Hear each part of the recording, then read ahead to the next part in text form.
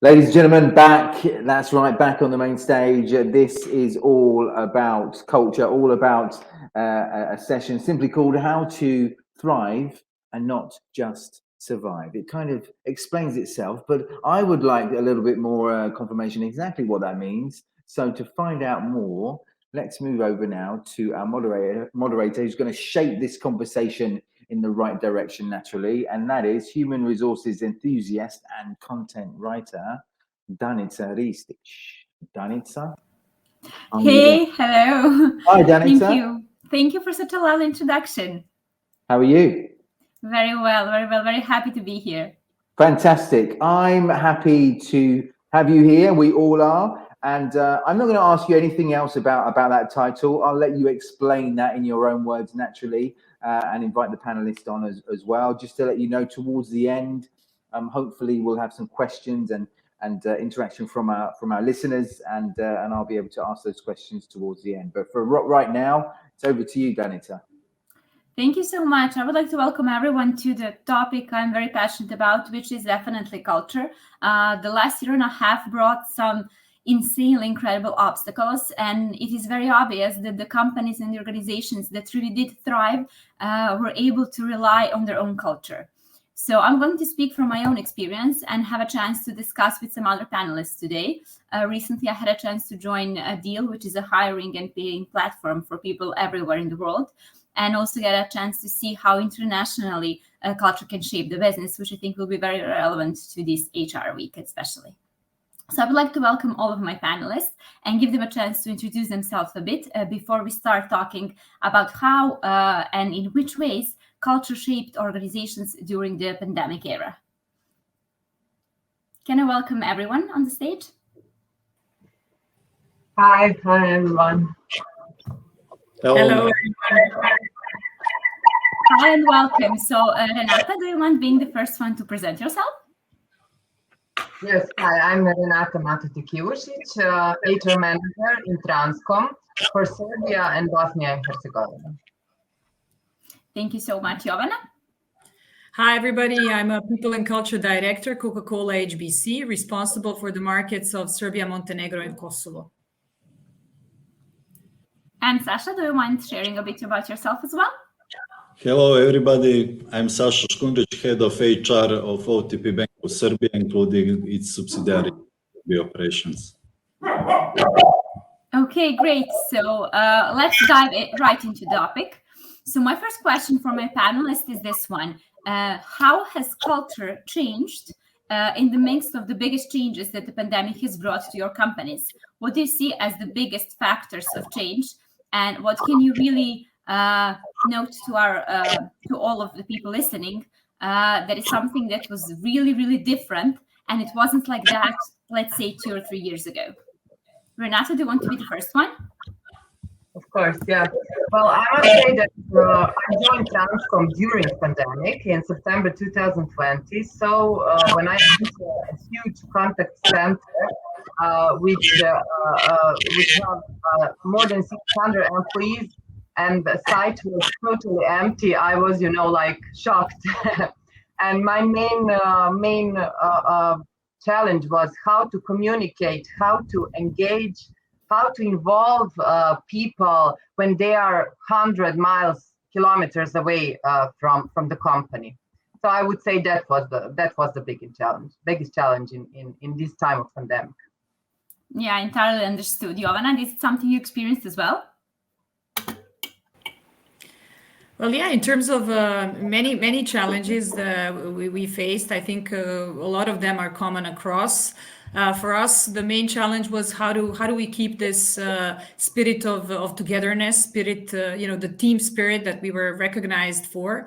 How do we keep supporting one another in the times of crisis and stepping out of what we usually do? So I think that these were the kind of like key elements that posed themselves as a challenge from the very beginning.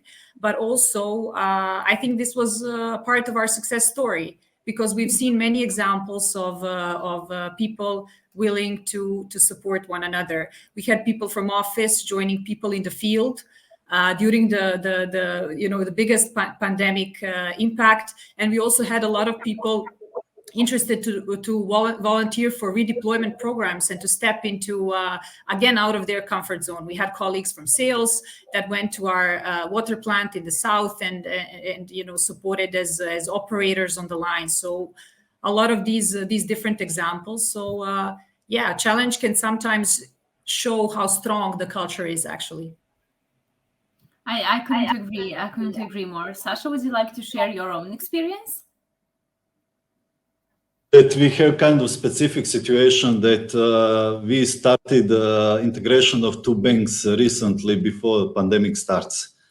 And and literally during the project we have to switch to totally different concept of integration. So we switched to digital instead of live sessions. Whole training program was on digital platform, etc. And what I agree with both ladies that spoke before me about importance and challenges that we met. On top of that, I just want to, add some things. First, that activation of employees and supportiveness was of extreme importance, but also, and lot of communication, transparent share of information, what happens, etc. But one thing I would like also to emphasize, I think what this pandemic and remote work bring to us, that some kind of increase of ownership for job and job position and performance by employee, him or herself. I think it is maybe, if we take a look from the employee point of view, I think it's, for me, the biggest change that happened. So we are not in the same office seeing each other each day or something, and it's of huge importance to build up this kind of, empowerment and ownership for the job by employee. Thank you for bringing it up, Sasha. I think it's very, very important because when people used to talk about remote work, one of the reasons here in the Balkan region why that wasn't so accepted is basically because people really thought that employees are going to be slacking and not doing so much work when they're at home. And that is precisely what happened in opposite way. People that got the chance to work from home and have more flexibility took ownership of the work, and they became even more productive. And actually, the company that I cooperate with now, Deal, that deals with international hiring, especially when it's done remotely.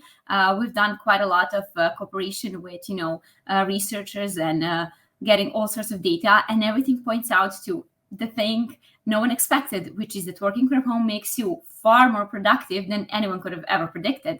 And it's a shame that we had to learn it this way, but we learned it nevertheless, so that it's something we can use as strength going forward. So my second question. I just want to add one thing on this. There are also some negative aspects. I don't know if others are facing something like this, but this idea, of 24/7 availability, this idea that you have back-to-back meetings, that like there's no 10 minutes in between the slots.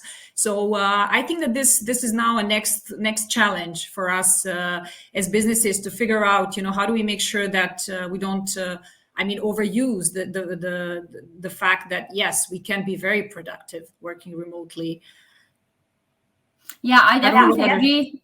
If you've seen, there was a news that appeared everywhere, which is that Portugal started to forbid employers to contact their employees during outside of working hours, So that is also a topic for culture. How will you tackle setting boundaries? What will be the way that you work? What will be acceptable? What will be not?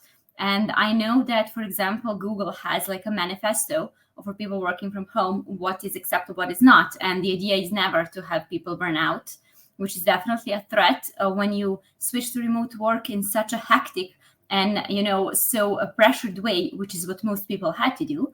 But the culture, which is a topic we're discussing now, will set the boundaries and will give an example of what is acceptable, what is not. People can burn out in an office, people can burn out at home, and they don't have to. So that is definitely something we're tackling now. So when it comes to the topic we're discussing today, my next question for you would be, who do you think were the carriers of change? Did it came only from the management, from the top, or was it brought down by employees as well? do you see a specific position in the company that was kind of, contributing more than others? Like, was it the people that were on the field? Was it the people team? Was it someone totally unexpected? Can you point out something that happened in your companies? Whoever wants to go first. Start this one. So, of course, I would say that from management and from HR, somehow it's expected to drive the culture, the change, etc. Apart of that, I cannot say that we have some kind of formal positions or for those people.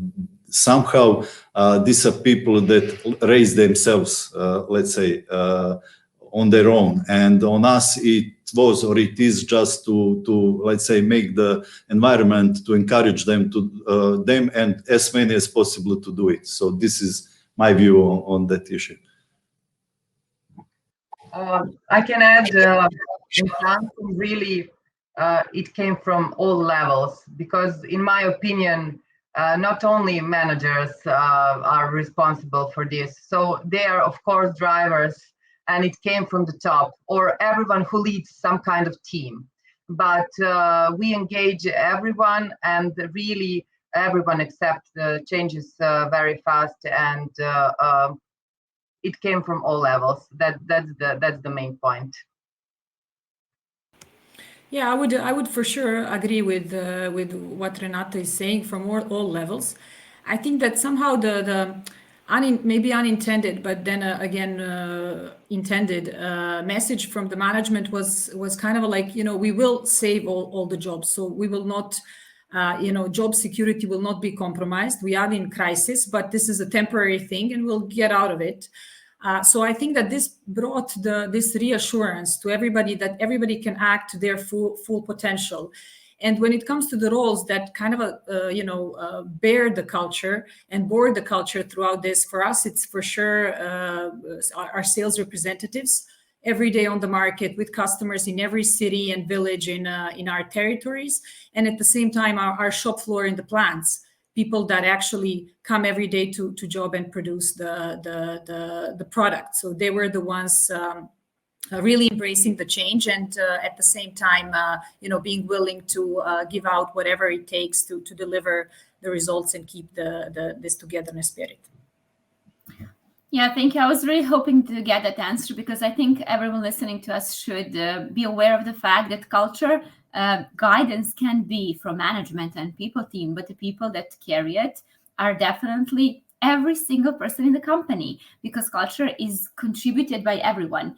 And especially in times of crisis, anyone can kind of, step out of their comfort zone, suggest something, and even have a chance to be listened to even more attentively than he would in like a normal time, because you have to follow protocols, you have to go, through levels of acceptance and, approval. And when everything happened so quickly, I think everyone became a bit more open on what will help, what we can do, and how can we tackle this.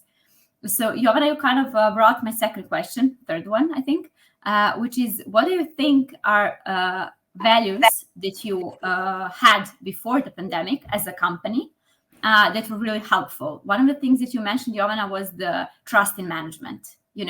Like management could have said, we are going to make sure jobs are safe, but if your people didn't trust them, then like that wouldn't mean anything. So like, what was that one value, one or two, however you want to share with us, that really contributed to the fact that you managed, not to survive, but to thrive when everything happened? Yeah, I think this is this togetherness that I mentioned at the very beginning. It's the really strong feeling that we are in it together. We are part of one team. We feel as one team, and if you are worried, then I'm worried. If you're in trouble, then I'm in trouble as well. So if I can help, I will help. And this is something that we showed. We've seen throughout the crisis. I think that this is the key element, and it's not only the trust in the management. In a sense of, yes, jobs will be saved, and yes, we will get out of the crisis, but also trust in the team and each other. Yes, we can do it. We can do it together. So I think that's the distinctive value that helped us through. That is really, really great. Thank you for sharing. Renata, do you want to share something from Transcom? Yes, for shared trust. We have one interesting story. One of our top managers before the pandemic starts was traveling in USA, and he came back with this, that we must organize ourselves to work from home. Because there's a story, something will happen.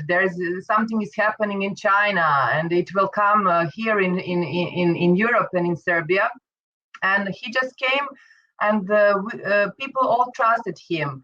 Our team, other managers, we all organized. We prepared our equipment, and then when the pandemic was officially introduced to us and it started, we were ready for 24 hours. All our employees were working from home within 24 hours time. So I would say, yes, trust. Thank you. Sasha? You're muted if you want to unmute yourself so we can hear.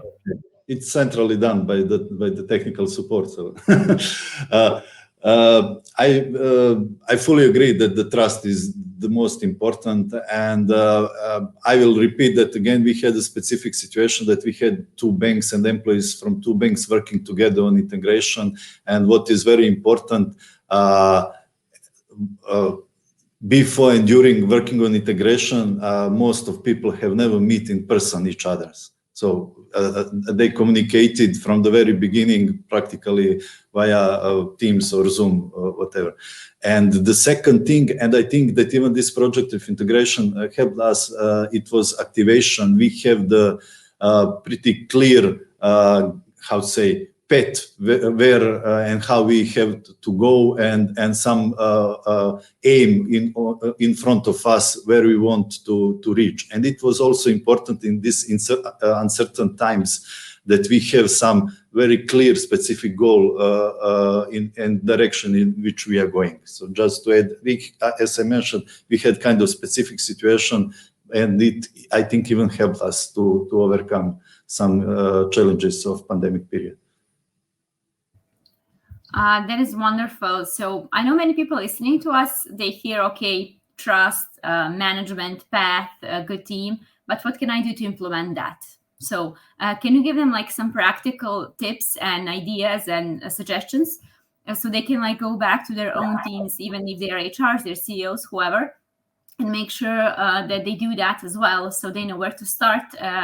We know that, you know, it's easy to understand the theory, but how does it look like in practice?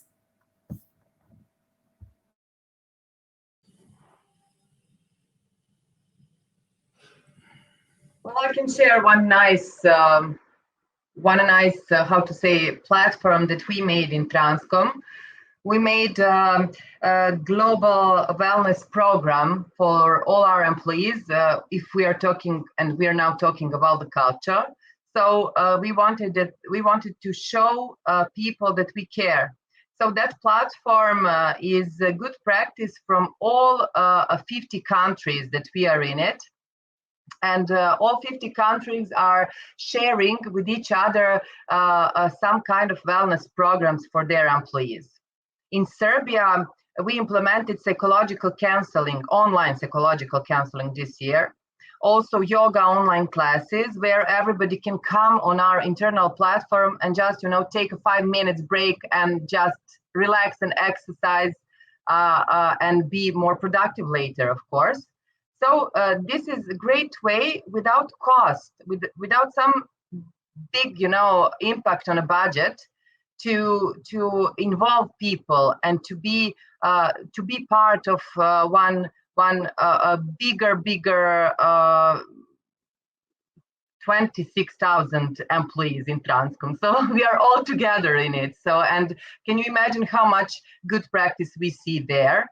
So we just, you know, connect it all and share it. So maybe this is good practice. Thank you for noting that, you know, health and wellness have to incorporate mental health as well. this is also one of the big topics now, and I would just like to highlight it for a second. Jovana, do you want to give us a couple of practical tips for our listeners? Yes, for sure. Especially if we talk about, zero budget, if possible, and also considering that keeping the team together or trust, building this trust, I think it's all around communication. So we've done a lot of communication.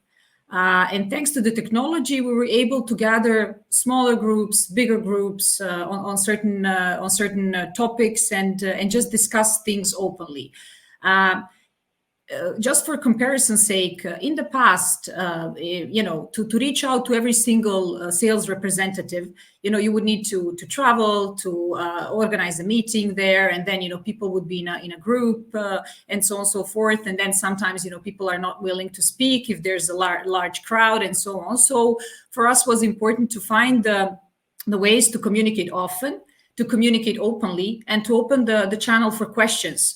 Ask what is bothering you, what is that you want to be reassured about, what is that you're interested in, and so on and so forth. So we've done a lot of open talks. We've done something that we call all employee town halls, and really simple events where we talk about the topics that people are interested in, and where people can ask questions live, via chat, anonymously, in all ways. And I think that this helps a lot, provides the reassurance and provides the same messages across the organization.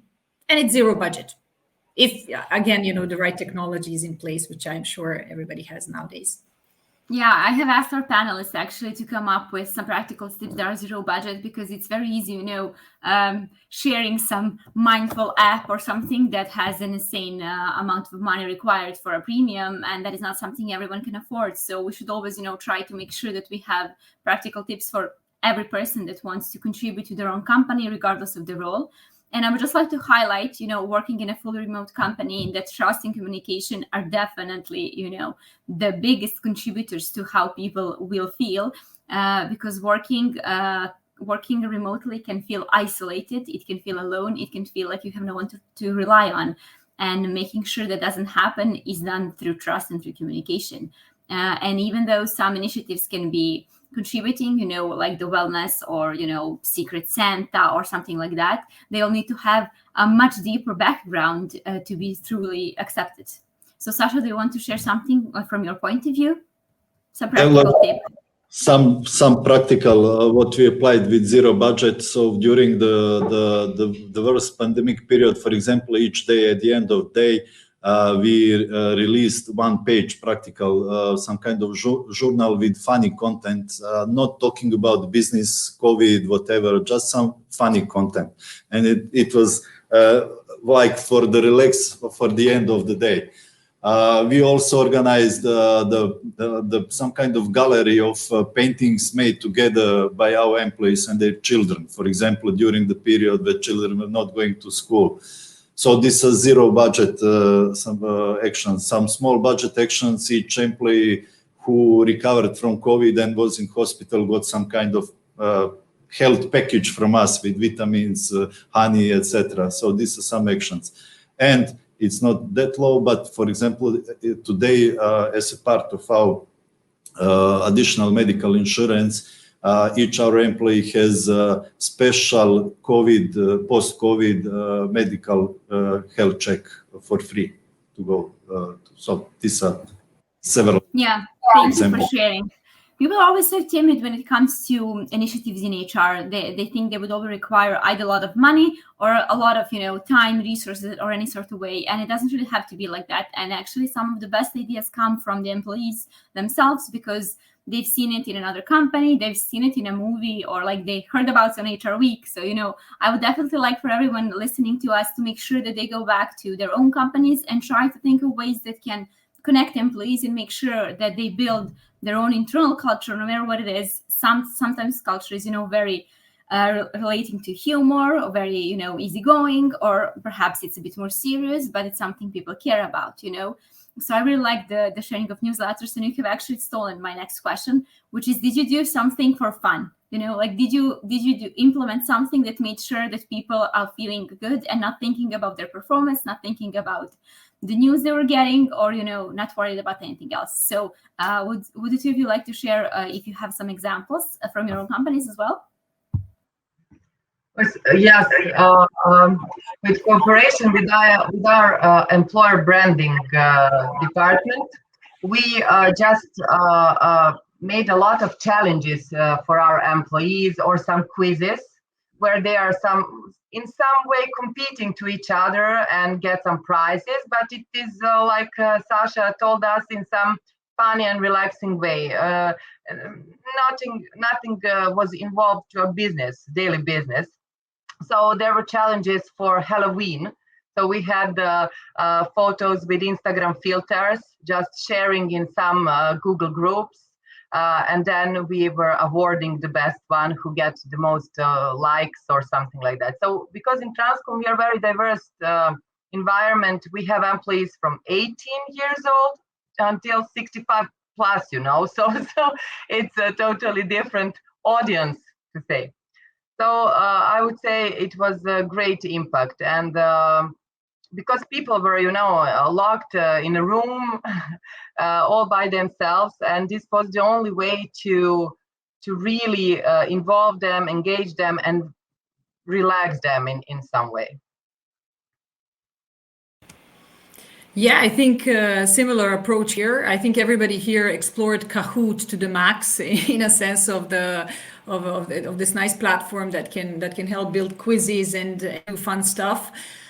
We've done also plenty of challenges in terms of share a Coke challenge. At one point it became very interesting to see all these videos connected with people passing Coke to one another and doing stuff like that. So that was a bit of a global challenge we did for our employees.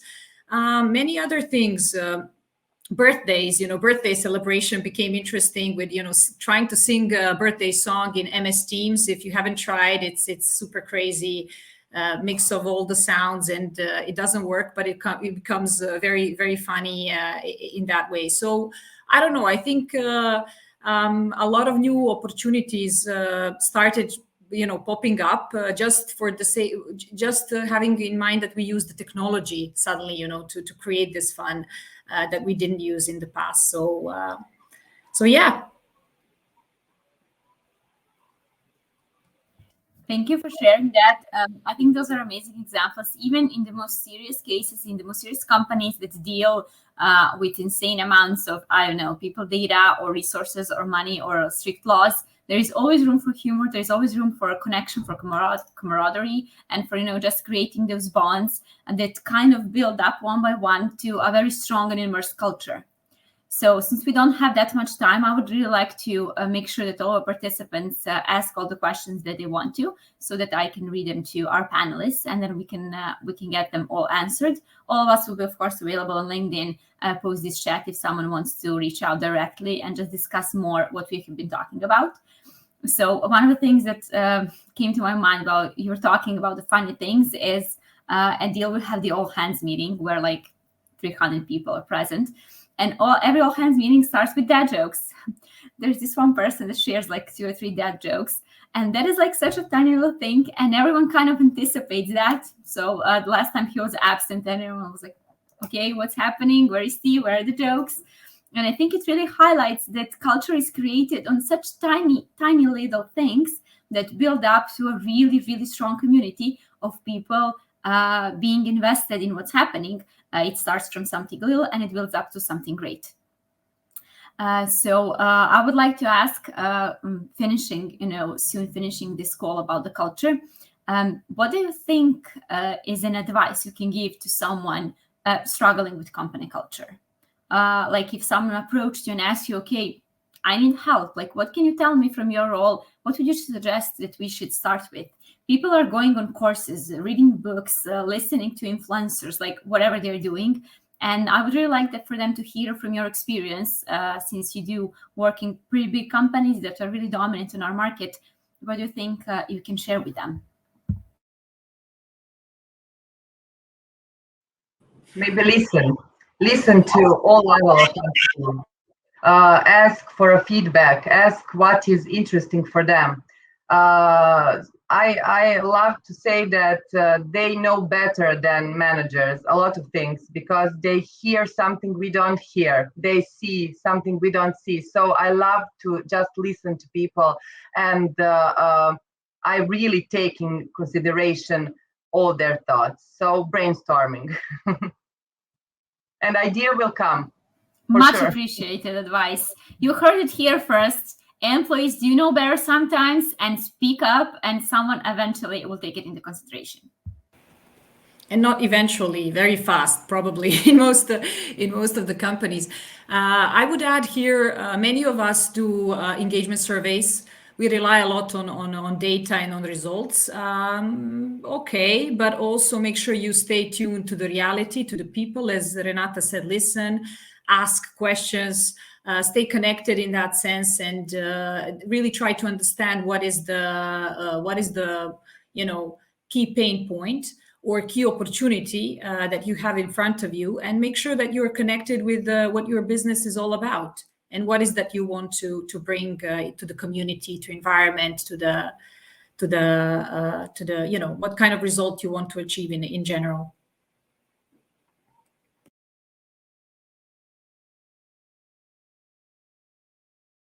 Importance for the success.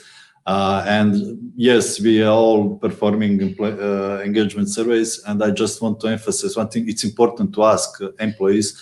However, what is even more important, when you got the feedback, to act upon it. If you ask and miss to act upon it, then you are ruining this feedback culture, and people will just give up. So this is very important. Just to add on Renata's Thank you. We have the questions from the audience. So the first one is, what is the area that you recognize as the one that needs most focus for improvement when culture is concerned? So let's just do a short round. What is the area that you focus on mostly? I can answer. So I mentioned that we are in post-merge period of two banks, and to be honest, we are establishing a new joint culture, because actually we have three banks, because several years ago we have one merger then another, and we are working on establishing a new culture. And let's say that if I have to pick one thing, this is cooperation in achieving the common defined goal for all of us. So from our experience, not to look too much behind, not to stick, especially in this transforming period, to some old behavior, manners, or models. Let's define our common goal and work together to achieve it. Thank you, Sasha. Jovan and Renata, short answer. What is the area? Mm-hmm. For us, we are now trying to figure out all these, let's say, negative aspects of this remote work. I mentioned it earlier, in a sense of, back-to-back meetings and basically, being available throughout the period. So I think well-being and energy are the key elements. Now that we recognize we are in hybrid world, it's definitely going to be a combination of remote, online, offline. How do we make sure that there's right well-being, right energy in place? So this is the area that we are working on. And for everyone else struggling with that, which I believe are many companies, I would definitely advise you to look for the companies that have been fully remote before pandemic, because they went through the change without the pressure, and they've probably experienced the same problems and found out how they can tackle them. So there's a lot of information out there, so just reach out for help. It's completely normal and advisable to do that before, realizing you've made a mistake. Renata, you want to give us your input as well? Well, I can be very specific. For Transcom, we are working on inclusion, really, because, diverse environment is what we have really on every level, and I'm so proud of it. But in terms of inclusion, we must work on it. We must work on environment for people with disability needs. We must include them more because they really deserve it. So we are working on procedures and plans in future in this topic. Yeah, I really like that. I think many people know that are listening to us that currently there are global companies that have diversity and inclusion VPs or heads of people, or people specifically focused on that. So that is definitely something that is going to be the future of HR. And I really appreciate knowing that there are people in Serbia working on that as well. So the next question, if we don't have a chance to go through all of the questions, I really advise you to reach out to us personally on LinkedIn so we can make sure that you got the answer that you needed. We all kind of agree that putting effort in the culture pays off. Do you have any example of measurement or the return of investment in cultural development? Is there something you guys are using that you want to share with the group? I suppose that I hear echo. Okay, Jovana? Yeah, sorry if echo was coming from me. Well, I cannot say like there's a direct formula and so on, but for sure we always keep it linked with the business results. Business results are the outcome of the people that bring those results, and if these people are not fully engaged, then you cannot expect your business to grow. So if your business is growing, if you're having the stable growth and sustainable financial results and other elements, it means that your culture efforts are for sure paying off. This is at least my thinking.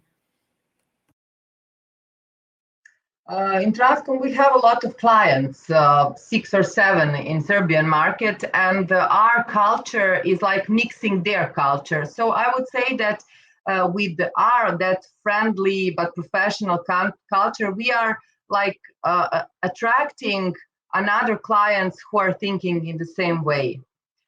So this is the I think the most important measurement that I can emphasize. Really. So the similar finds the similar one and then really make success stories. Definitely. And something you can showcase the culture are the typical HR measurements like the retention and the employee experience and the employee satisfaction, engagement, everything similar. So Sash, do you want to say something else? And we have the time for one last question. This is what I just wanted to add. So there is no direct ROI index, but some others, as you mentioned, engagement, people engagement index or something. This is the retention, but this is what we can indirectly measure the strength of the culture. Great. So the last question we're going to share with you guys now is where to start when you want to change the culture. So I'm going to tackle this one as well. I would definitely suggest to anyone trying to tackle the culture in their own environment to do a pulse survey with their employees and to have them point out what is the good and the bad that they're seeing, and also to do surveys that are both open-ended, where you have the chance to explain better, but also give them a limited choice. Because if you present your employees with, let's say, 3 words and have them pick which one describes your culture better, if you have majority of people picking one word, then you know that that is the direction that people are naturally heading in, and you can lean on that. If it's cooperation, if it's trust, if it's communication, if it's whatever they value and they feel like it's being present in the company, that is basically the culture creating itself, and then you can lean on that. So I don't know if some of the panelists would like to contribute that with their own experience. Yes, we have. Yeah, Jovana, would you like to continue maybe? No, I just wanted to add, just make sure you cover both strengths and development areas. So you can also find out through this what is the key element, the strength of your culture in a way. So I just wanted to add this. Sorry, Renata. Go on. I agree with Dan. It's 100%. We conduct pulse surveys 3 or 4 times per year. So we really want to hear opinion of our employees, and this is where you should start. So feedback. Hey, Peter, I guess we ran out of time. We Well, you're actually right on time right now, in fact. But listen, I've been listening to this conversation, and I was going to pop in for the questions, but you clearly did that beautifully. All I'm going to say is, again, those of you that have been listening, you want to know more. I know there's quite a few questions in the chat there. If you want to naturally get those answered, reach out directly to Sasha, Joanna, to Renata, and also Danica as well, if you wish to. And I'm sure you'll be happy to connect and see where you can collaborate in the future. But all that leaves me now to say is Moya Mala Nema Mane, as it says behind you on the wall there. Everything is beautiful. Am I right? Yes, it is. Thank you so much. Thank you so much for your expertise and naturally for your time. So thank you. Thank you as well. Bye. Thank you. Bye-bye. Thank you. Right. Bye. We move on. We move on shortly now to our networking session. Again, all you have to do is the only thing you have to do now. You don't have to do much, but the only thing you have to do now is go to the agenda, click on that, and you'll see three different options for the networking session. Again, we want you to get involved. 3 different topics. This is your chance to give your opinion, to give your perspective, to challenge other people's opinions as well. Get involved and see which one is relevant or closest to what you do, relevant for what you do in your company, and get involved with that networking. Again, after that, we have a short period. Again, if you'd like to stroll around, I say stroll, and I mean stroll, because it's kind of like you walk along, have a look, see what's interesting, see what's intriguing. You might find something perhaps that maybe you didn't think was that intriguing beforehand, but actually looking and seeing some of the services, some of the ideas that a lot of the vendors actually have to offer might actually be a good fit for you in the future. So have a look at that. I'll be back with you a little bit later on. We'll be going on to the different case studies. Again, you have 4 different options, and see you at 3:25. So 3:25 for more HR Week 2021.